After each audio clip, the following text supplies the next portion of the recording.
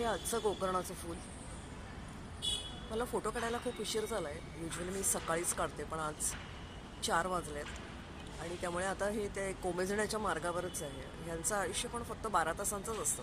म्हणजे सकाळी फुलं येतात आणि मग नंतर मग ती हळूहळू कोमेजायला येतात. संध्याकाळपर्यंत अगदीशी कोमेजलेली असतात आणि नंतर मग त्यांची अशी परिस्थिती असते. हे कोमेजलेलं आहे